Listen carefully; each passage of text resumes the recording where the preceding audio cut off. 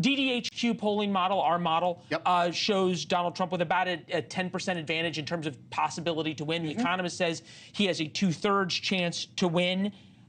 The betting markets give him a significant advantage. Obviously, the forecast that we have up there right now gives him an advantage as well. Does that mean that Donald Trump has the most to lose? No. And I know that may be slightly counterintuitive, but look, there's a reason that Joe Biden agreed to a debate on June 27th, right? And the reason for it is relatively simple, I think. Joe Biden and Biden's team know that they need to find ways, or a very high-profile way, to put down the idea that he is too old to be president, that he is not competent to be president. And so for me, you kind of know what you're going to get with Donald Trump in a debate, or really any setting, but definitely in a debate, right? He's going to talk a lot. He's going to interrupt. He's going to do all those things. The question for me really is, there'll be more eyes on Biden. Does he look up to it? Does he look too old? And again, what's hard about that is those are somewhat subjective measures, right? It's not like, oh, can he fit 50 words in a minute? And we say, oh, he didn't make it or he did make it. Everybody, it looks different to each person. So I actually think there's more pressure on Biden to display an ability, like he did in the State of the Union, to display an ability that he's up to the job. Because I think a lot of people are concerned he's not. Well, there's no question. We see that, right, in the polling. There's about a 20-point gap between Biden and Trump in this. If we just fill this in terms of the polling averages, Virginia right now, I put as a toss-up, in North Carolina as well. If Virginia is truly in play in this map, that portends well for Donald Trump. Absolutely. And I would say my view is, if Virginia's a toss-up, then North Carolina isn't. And I'll explain to you why.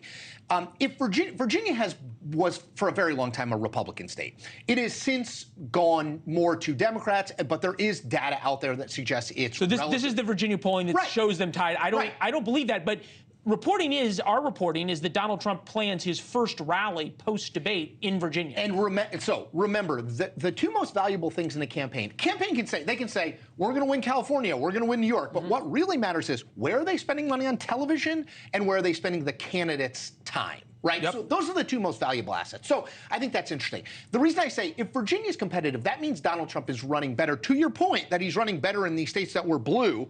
And that probably means North Carolina is off the map. Look, Barack Obama won North Carolina in 2008. He loses it to Mitt Romney in 2012. 2016, Trump wins. 2020, Trump wins. I just don't think that if we're talking about Virginia on election night in terms of being competitive for Trump, he's probably winning North Carolina by 6, 7, 8 points. All right, so I am now filling this in based on sort of what you've talked about.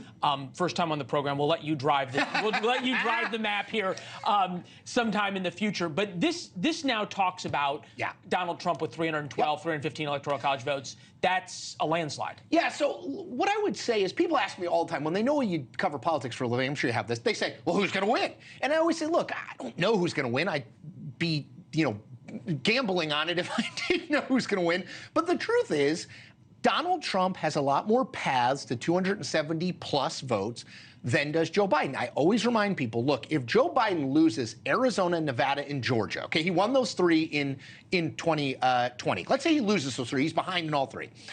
If he wins Pennsylvania, Wisconsin, and Michigan, no sure thing, but they're effectively tied, close to tied. If he wins those and he wins the single electoral vote coming out of Nebraska's 2nd district, Nebraska breaks it down by district, you know what number he's at? 270.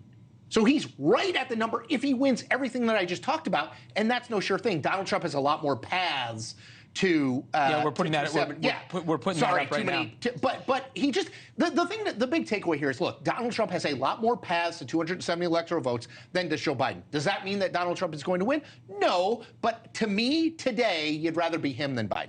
Thanks for watching. Go to joinnn.com to find NewsNation on your television provider. And don't forget to click the red subscribe button below to get more of NewsNation's fact-driven, unbiased coverage.